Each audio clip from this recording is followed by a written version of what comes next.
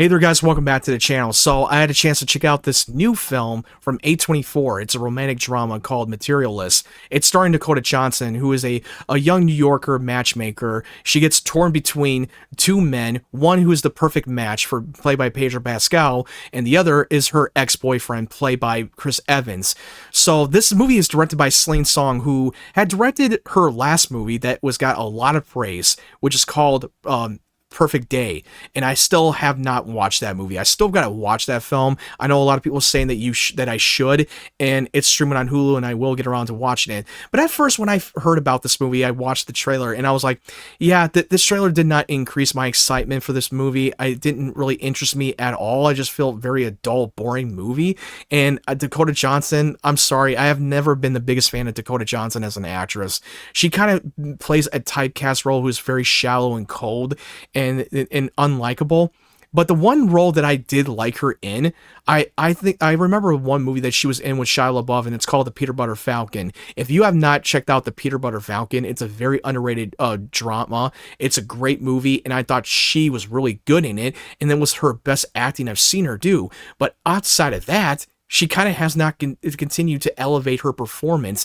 Not enough acting range, not enough depth, and not enough to make me care. Especially her last movie that she did last year called Madam Web, which that was an atrocious movie, and she was terrible in that movie. I remember her first time I've seen a movie that she was in 21 Jump Street with Channing Tatum and Jonah Hill. That was the role that I've seen her in, and then she became famous when her big franchise was 50 Shades of Grey, and that's what put her name on the map. But after watching this movie, I will say that I was very disappointed with it. I was really hoping that I would really like this movie because it's directed by Celine Song. And I was hoping that she would crush it. And yeah, she did direct it. That was based on her experience because she did have some matchmaking experience. Dakota Johnson basically is a matchmaker. She hires her clients to set them up on a date, and because if they have a perfect resume, whether it's their height, their appearances, their weight, or their resume of their job, and that's her, and that's always been part of her job description, is hiring her clients to get to match up for dates, and that's part of the job. It almost felt like a little bit more of the Will Smith's movie Hitch, except that this is a little bit more dark and depressing. But I'm not saying it's like dark, but you know what I mean. It almost feels like it could have been made as a rom-com, and it could have been uplifting and charming and very heartfelt. And that's not what this movie is. And she's caught up in this whole little bit of a love triangle with her ex-boyfriend, played by Chris Evans, that Dakota Johnson's character broke up with him because he's broke. He's a struggling working actor that tries to get some acting jobs, but he's working at a play, and he's also working at a catering job to get by. He lives in a shitty apartment, and that's the reason why she left him, and they were not happy together. And then she meets her new perfect match, Pedro Pascal. And I love Pedro Pascal. I'm a big fan of him as an actor. He's at a point where they'll put him in any movie, like everything, like whether it's a romantic or drama or big major IP blockbuster movies, including some of the big well-known names from television shows like The Mandalorian and The Last of Us. And I'm excited for him to be in the upcoming Fantastic Four movie that's going to be coming out in July, which I cannot wait. And I love Chris Evans. I think that Chris Evans and Pedro Pascal were the best parts of the movie. I just think that Dakota Johnson in this film felt very flat with her performance. She could not do enough to elevate the material. Her chemistry with these two guys had no chemistry whatsoever. It felt so flat, and they don't really clarify the reason why she really loves Chris Evans' character, her ex-boyfriend. Or reason why that he loved her. They don't really clarify why they loved each other in the first place, because most of the majority of the time they made each other miserable when they were together at the time. And this is not a spoiler. You pretty much get the idea what their history was. There's not enough character depth with Dakota Johnson's character whatsoever. And I love Pedro Pascal, and he does play off a perfect match. Who is a 10 out of 10, who has no drinking, no drugs, none of that stuff, and he's rich. He can give her everything that she wants to make her happy, and he's the Prince Charming. He's a 10 out of 10. They don't really follow that whole cliche trope with the love triangle when one of them is a good man who has nothing, and one of them who has a rich guy but is a stereotypical douchebag. No, he's actually a decent guy. One of my biggest problem with the movie is that Pedro Pascal does not have a lot of screen time, and I was a little disappointed that they don't give him much to do. I wanted to have a little bit more character depth with him as well, especially Chris Evans. I mean, Chris Evans' character is struggling. He doesn't get a lot of acting jobs. He's been in a lot of auditions, and he's been just doing a play, but the only way he was able to get by, he works at a catering for weddings, and that's always been his job to get him by, and he lives in a shitty apartment. And I thought that his character was so far more interesting than Dakota Johnson's character. There is this one subplot that is a little bit of a minor spoiler. If you don't want to know what it is and you want to see it for yourself, then do your favor to get off of it right now and come back later after you're done watching the movie. But it's not really that much to spoil, really.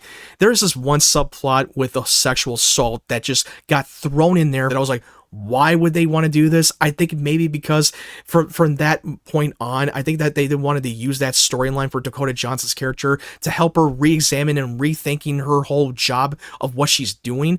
Because the whole message of the movie that the director tried to accomplish is that we shouldn't have to pair ourselves up to a couple who has a perfect resume. Like, just because they have a perfect resume, that doesn't mean that that they're the perfect choice that you want to spend the rest of your life with. Just because they have a good resume does not mean they're a good person. You don't know if they have any red flags. You don't know about them as a person. You only know for what they can provide for you, and not the other way around. And that's what the whole message of the film is, that you should be able to pair up someone that you can really connect and someone who understands each other, and that you want to marry your own best friend. And I think that was the whole point of that message of the movie, is that not every relationship, it has to be based on resume. I think the message works, but I think like it kind of failed to execute it. I wish it had been a little bit more uplifting, a little bit more funny. I'm not saying they had to do a yuck comedy. I'm saying they had to throw in a little bit of humor here and there. But anyway, I don't think it's really the director's fault. I think it was the marketing's fault for trying to make it more of a rom-com movie, when really it's not really a rom-com movie at all. And the love triangle doesn't follow that whole cliche that you've seen many times before. And the third act, without the ending, was a little bit predictable, but I kind of felt a little disappointed and felt very anticlimactic, because again, I still don't understand why that these two couples love each other in the first place. They never really clarify it. But other than that, I wish they could have done better. It's not a film that I would recommend rushing out to see in theaters if you want to be a little bit more depressed for this movie, because it is a little bit depressing. It really is. I mean, there are some moments that I really liked. Don't get me wrong. I'm not trying to trash on the movie, but I will say that I'm still going to hope for the best for Dakota Johnson, that she can improve as an actress. But as of now, she really cannot act. She's not that good of an actress. Until she goes into another role, and hopefully that she can prove me wrong. I hope to be proven wrong, but as of now, I'm not very sold on Dakota Johnson at this point. I wish they could have gotten a different actress, but maybe it's because that the director Celine Song wanted to have her be the cold, a shallow character, and that's part of the story.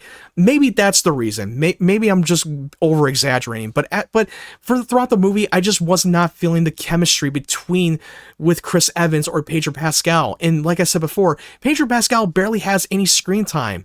He has the less screen time out of the three of the main characters. They label him like he was going to be in the whole movie, when really you barely see him.